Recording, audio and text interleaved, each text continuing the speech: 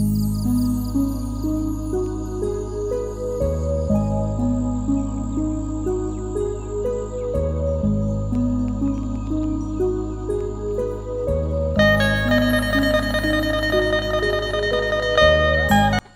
นี้เครื่องชี้เขาโบราณนะเครื่องตำเขาโบราณของชาวบ้านเขาเจ้าก็จะเป็นใบตองข้อเขียวๆแบบนี้ในต้นฤดูฝนนะเพิ่นจะเก็บมาเพื่อยังเพื่อว่าเอามาซ่อมแปลงเฮือนซานเพื่อ2-3 ปีนี่ชาวบ้านเขาจะใส่ได้แบบสบายเลยมีทั้งแผงโซลาร์เซลล์มีทั้งหม้อยกไฟ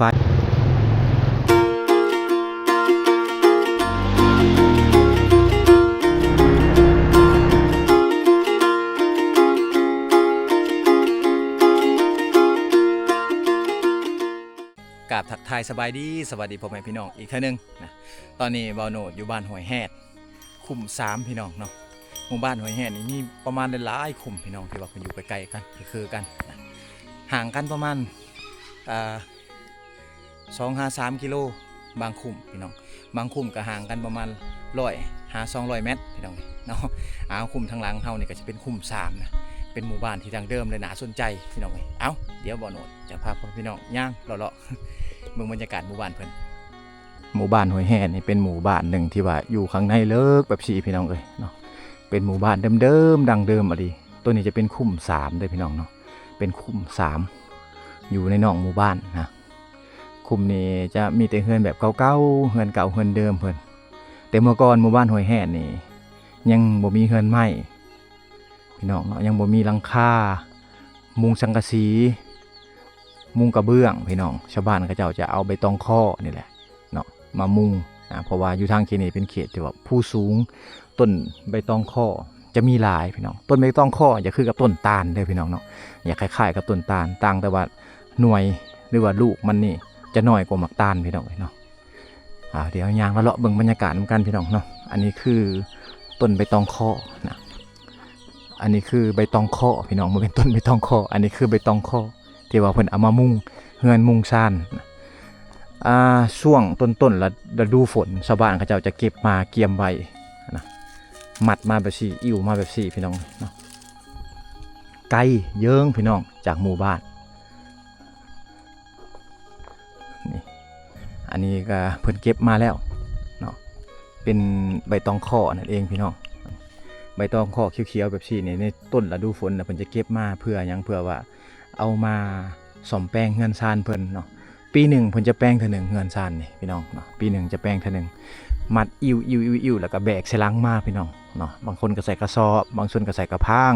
จ้อยนะแบกมาสังเกตเฮือนซานเพิ่นทางเขตนี้ไหมโอ้ตยังเป็นเฮือนแบบดังเดิมอะดีเนาะก็สิใช้ไฟโซลาร์เซลล์คือเก่าเลยพี่น้องเนาะก็สิใช้ไฟโซลาร์เซลล์คือเก่านะอันนี้คือไฟโซลาร์เซลล์พี่น้องเนาะเป็นไฟที่ว่าโครงการเขาเข้ามาช่วยเหลือผู้ที่ว่าสร้างครอบครัวใหม่ในปัจจุบันนี่ยังบ่ทันได้เด้อพี่น้องเนาะเขาให้ได้2-3 ปีแล้วแหละไฟโซลาร์เซลล์นี่เนาะ2-3 ปีนี่ชาวบ้านเขาจะใส่ได้แบบสบายเลยมีทั้งแผงโซลาร์เซลล์มีทั้งหม้อยกไฟมีทั้งหม้อไฟให้สามารถเบิ่งโทรทัศน์เบิ่งทีวีได้พี่น้องมื้อใดที่ว่าอากาศดีแสงแดดออกพี่น้องเนาะชาวบ้านสามารถใส่ไฟได้มืดเลยพี่น้องลุ่มๆลงไปก็สิเป็นนั่นทุ่งนาเป็นทุ่งนาเป็นทุ่งนาเขาเจ้าช่วงนี้เขากำลังไถอยู่ทางเขตนี้เขากำลังไถเพราะว่าฝนมาช้าถ้าว่าเข้ามาในแต่ละปีมันบ่คือกันพี่น้องบรรยากาศมันแตกต่างไปปีนี้เนี่ยมันจะแห้งแล้งน้อยนึง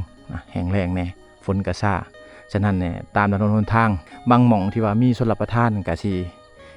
ได้เฮ็ดนาไว้บางหม่องบ่มีชลประทานก็ได้เฮ็ดนาช้ารอแต่ถ่าฝนตกเท่านั้นพี่น้องเนาะเพิ่นจะเฮ็ดนาถ้าว่าเฮามาในเมื่อก่อนพี่น้อง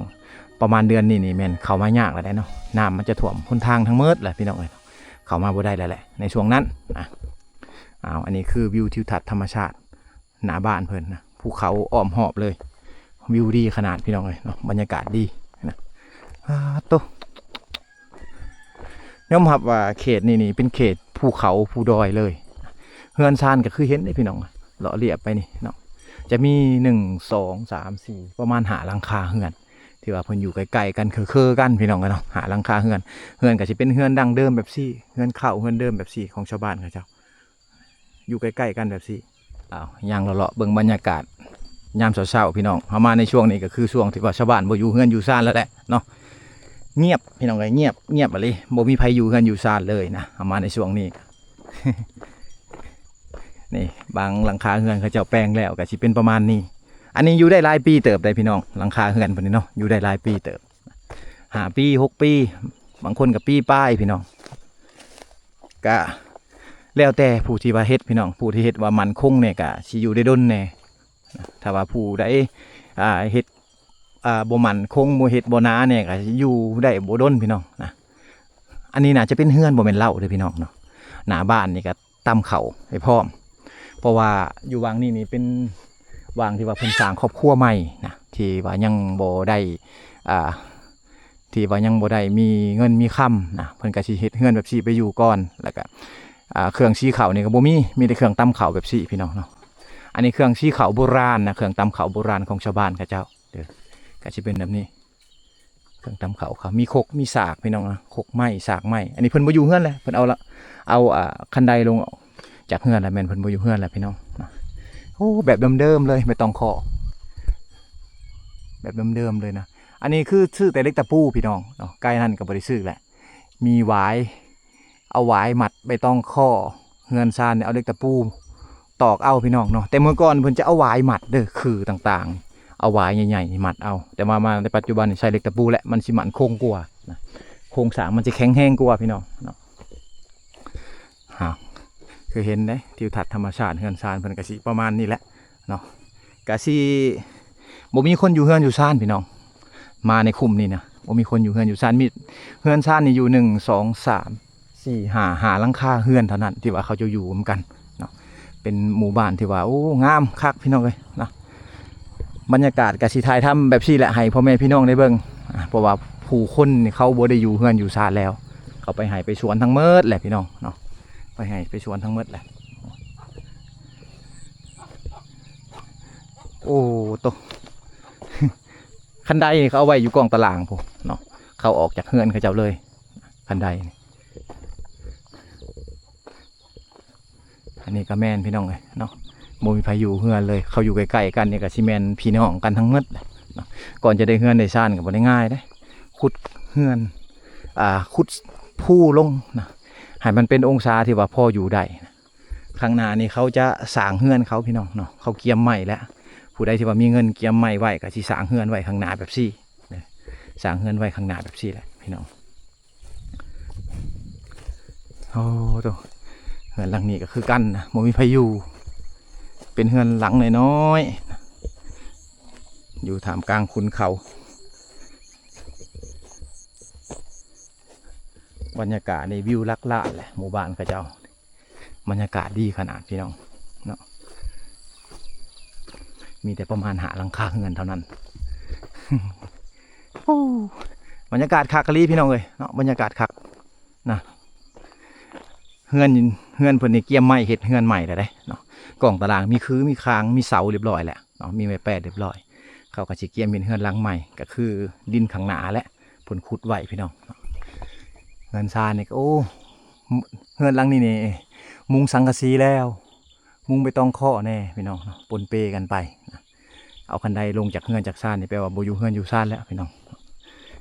วิวทิวทัศน์ธรรมชาติพี่น้องหาใช้ได้ผู้บ้างามๆเลยวิวทิวทัศน์ธรรมชาติเฮือนซานเพิ่นบ้างามๆเลยนะตัววิวดีพี่น้องเลยเนาะวิวแบบนี้นี่หาเบิ่งได้แต่ในเขตชนบทลาวเฮาอยู่ในเขตผู้ด้อยอยู่ในเขตบ้านลึกลับที่ว่ายังบ่มีผู้คนที่ว่าเขามาท่องมาเที่ยวพี่น้องเนาะ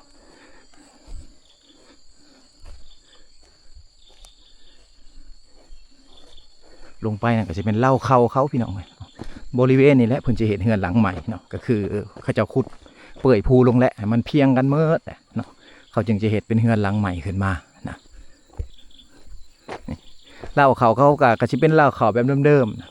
ๆอันนี้คือจุดเริ่มต้นของชีวิตของคนในเขตชนบทหลังจากที่ว่าออกจากพ่อจากแม่แต่งงานไปที่เฮียบห้อยแล้วชาวบ้านเขาเจ้าก็สิได้มาอยู่เฮือนตัวเองนะจะเป็นเฮือนน้อยเฮือนใหญ่ก็สิอยู่กับเมียแหละ2 คนไปก่อนพี่น้องสร้างครอบครัวได้ก็สิ 4-5 ปีก็ยังจะพื้นโตนะหาเงินหาคำเฮ็ดเฮือนหลังใหม่ซื้อรถจักรซื้อรถไถอันนี้คือแนวทางหรือว่าวิถีชีวิตของชาวบ้านเขาเจ้านะอยู่ท่ามกลางคุณเขาแบบสี่ก็สิเพิ่งพาธรรมชาติเห็นไร่เฮ็ดสวนนั่นแหละพี่น้องเลี้ยงงัวเลี้ยงควายนะเลี้ยงสัตว์เลี้ยงต่างๆที่ว่ามันขายได้สำหรับเข้าไปในตัวเมืองถึงว่าจะอยู่ข้างในแต่ว่าสินค้าอยู่ทางเขตนี้ก็ถือว่าเป็นสินค้าราคาสูงเพราะว่าเป็นสินค้าที่ว่าบ่มีสารพิษปลอดสารพิษพี่น้องเอ้ยเนาะฉะนั้นเขาจะตั้งราคาไว้จังซี่ยุงข้าวนะหมู่บ้านนี่เห็นเราเดียวนี่แหละพี่น้องเนาะที่ว่าเพิ่นเอาเขาออกจากเฮือนนะแต่ละหลังคาเฮือนนี่ย่านเอาเขาไว้ในเฮือนเลย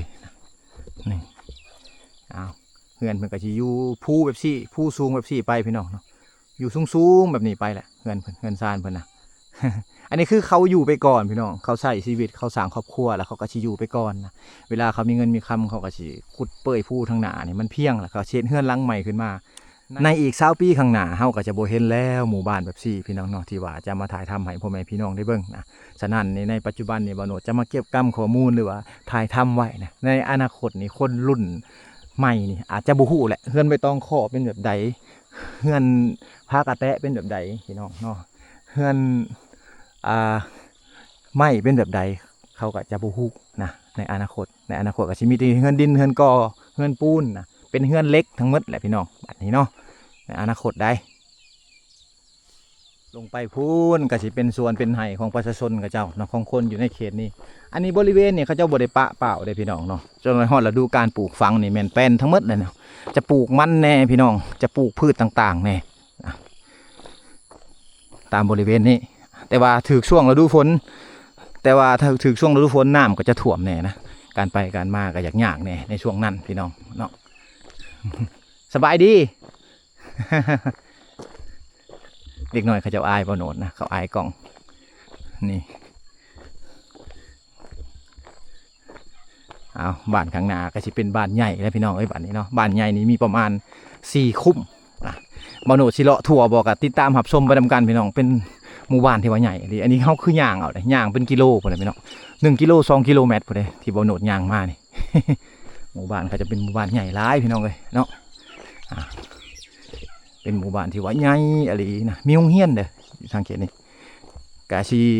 อยู่ในบ้านบ่ได้พี่น้องโรงเรียนกับเจ้านะ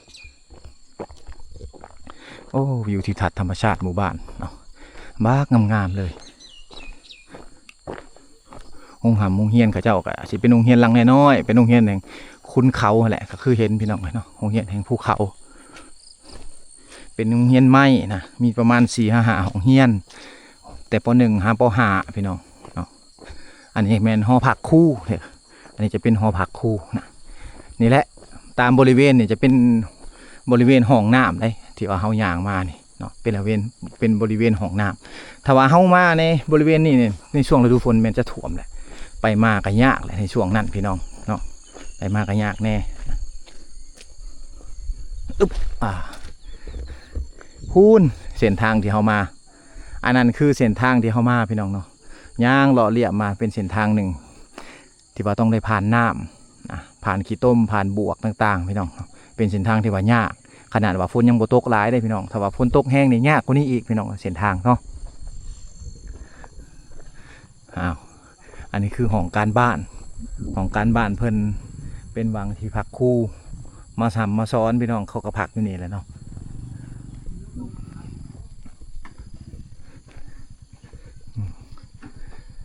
อันนี้คือบ้านใหญ่แล้วพี่น้องเนาะเป็นหมู่บ้านที่ใหญ่แล้วอันนี้เอามาในช่วงนี้ก็เงียบหมดแล้วคนครับบ่มีพายุแหละเขาไปหมดเลยไปหายไปสวนหมดเลยสบายดี ไปให้บ่ไปตัดหลักหัวโอ้ตัดหลักหัวอ้อมนาอ้อมสวนจนหน่อยงัวควายลงเนาะช่วงนี้ซ้ำมันบ่ช่วงนี้ฝนมาซ่ายังบ่ได้เฮ็ดนาซ้ำเนาะยังเลยนะแต่ละปีนี่แล้วมันบ่แต่ละปีกายนี่แล้วนะแต่ละปีนี่โอ้ยพากันอยู่ซื่อๆแล้วเวียกหมดแล้วเนาะไปหับจ้างแนวอื่นเนาะไปหับจ้างแนวอื่นแล้วจักปีนี้บ่ฮู้เลยย่างเลาะพี่น้องเอ้ยเนาะบรรยากาศเงียบสงบนะเขาว่าเฮามาในช่วงนี้ตอนนี้เป็นตอนเช้าได้เนาะตอนเช้ามื้อใหม่แหละมื้อวานนี้บ่โนดก็ย่างเลาะให้พ่อแม่พี่น้องได้เบิ่งแล้วน้อยนึงนะอาจจะบ่หลายปานใด โอ้ยเงียบสงบอะไรเนาะส่วนร้ายเพิ่นกะเอาไม้ไผ่ไม้พุ่งไม้พางเลยมาเห็ดเป็นหัวเป็นสวนพี่น้องเนาะตามหัวตามสวนเพิ่นนะอันนี้ก็สิเป็นคอกเป็ดคอกไก่พี่น้องเนาะอันนั้นเป็นยุ้งข้าวหรือว่าเหล้าเขาของชาวบ้านเขาเจ้า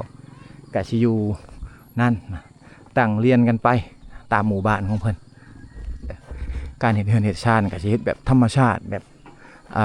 พึ่งพาธรรมชาตินี่แหละพี่น้องเลยเนาะเพราะว่าบางครอบครัวที่ว่าทุกข์เขาก็บ่มีเงินดอกสิไปเฮ็ดเฮือนหลังใหญ่หลังโตพี่น้องเนาะบางครอบครัวที่ว่ามีแน่เขาก็สิเฮ็ดเฮือนพอได้อยู่พี่น้องคือแบบซี่นี่เนาะผู้ที่ว่าสร้างครอบครัวใหม่ก็อยู่ใกล้พ่อแม่นะก็สิเฮ็ดเฮือนหลังน้อยๆอยู่มุงใบตองคอไม้ต่างๆตามแบบซี่นี้เขาจะบ่ได้ทิ่มนะเขาจะปะไว้เฮ็ดนั่นเฮ็ดนี่พี่น้องครับมีดอกแนวเฮ็ดเนี่ยเห็นบ่ผู้ใดที่ว่าบ่มีเงินเนี่ยเขาก็สิใส่โคกไม้สากไม้ในการตำเขาสีเขาต่างๆในตอนเช้าพี่น้องเนาะไม้ตามกองตารางนี่เขาจะบริขายด้วยพี่น้องอันนี้คือเขาจะเอาไว้เฮ็ดเฮือนเฮ็ดชานให้ลูกให้หลานเขาเนาะเดี๋ยวยางเราเลาะเบิ่งหมู่บ้านเพิ่นหมู่บ้านเป็นบ้านหมู่บ้านผู้ด้อยนะเป็นหมู่บ้านที่ว่าบรรยากาศดีเป็นหมู่บ้านหนึ่งนะบรรยากาศดีอะไรพี่น้องเลย ส่วนหลายเด็กน้อยเขาย่านเขาป๊บหมดเลยเนาะอันนี้ผู้ที่ว่ามีเงินแน่นะมีเงินมีคำเนี่ยกระเช็ดเฮือนหลังไม้ขึ้นมาพี่น้องเนาะผู้ที่ว่าบ่มีเนี่ยเขากะสิเฮ็ดเฮือนหลังน้อยๆนะมุงไปตองคอมุงหญ้าคาต่างๆพี่น้องเนาะนี่อันนี้คือเฮือนไม้เพิ่นเฮือนไม้เพิ่นเด้อเฮือนไม้แบบนี้นี่บ่มีอีกแล้วพี่น้อง หายากนะเฮือนไม้แบบสีนี่บรรยากาศแบบสีนี่โอ้คักพี่น้องเลยเนาะคิดฮอดแต่สมัย20 ปีก่อนเฮือนซานบ่าวโนดก็สิเป็นแบบสีแต่สมัยก่อนพี่น้องหมู่บ้านก็สิเป็นแบบสีแหละตอนเช้าก็บ่มีเวียกหยังก็นั่งล้มกันตามหน้าบ้านนะลมเวียกนั่นเวียกนี่กันพี่น้องเนาะเอาขึ้นมาในจุดนี้ก็เป็นจุดที่ว่าชาวบ้านก็จะอยู่หลายที่สุดเลยพี่น้องเลยเนาะเป็นหมู่บ้านที่ว่าใหญ่นะหมู่บ้านที่ว่าใหญ่ที่สุดแหละหมู่บ้านนี้มีประมาณ3-4 คุ้มคุ้มพอแหละพี่น้องเลยอยู่กัน200-300 ครอบครัวนะ ถึงว่าจะอยู่ข้างในเล็กแบบซี่แต่ว่าชาวบ้านเขาจะออกก็ยังอยู่ได้นะเด็กน้อยลูกหลานอยู่ทางเขตนี้หลายพี่น้องเนาะโรงเรียนเขากับไปเฮียนอยู่พุ่นเลยเนาะเขากับไปเฮียนอยู่ทางเงินกลางบ้านพุ่นเลยพี่น้องโรงเรียนเขาเจ้าเนาะ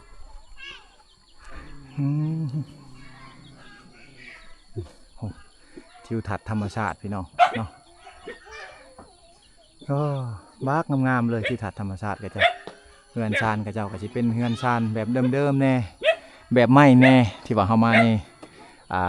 คุมหมู่บ้านท่านี้เนาะก็จะเป็นประมาณนี้นะพี่น้องเนาะคอยย่างเบิ่งบรรยากาศหมู่บ้านเพิ่นยามเช้าๆแบบซี่กับบรรยากาศก็จะเป็นอีกแบบนึงแต่ว่ากิจกรรมก็จะบ่มีหลายปานใดแหละกิจกรรมก็สิหมดไปแหละพี่น้องเอ้ยเนาะเอามาในช่วงนี้นะผู้ที่ว่ามีเงินมีคำแน่เนาะก็สิเฮ็ดเฮือนหลังใหญ่ๆไว้กลางบ้านแบบสีทะเลแบบสีแหละพี่น้องเอ้ยเนาะก็สิเป็นเฮือนไม้แป้นนะเกียมไม้ไว้นี่เขาจะบ่ได้ขายเขาจะเกียมไว้เฮ็ดเฮือนให้ลูกให้หลานเขาพี่น้องเนาะเกียมไว้เฮ็ดเฮือนให้ลูกให้หลานเขาเจ้านะบางหลังคาเฮือนเท่านั้นที่เพิ่นยังเฮ็ดอันนั้นอยู่นะเป็นเฮือนใบมุงใบตองคอบางหลังคาเฮือนก็สิเป็นเฮือนที่ว่าฟ้ากระแตะเป็นทีมห้อยแหละ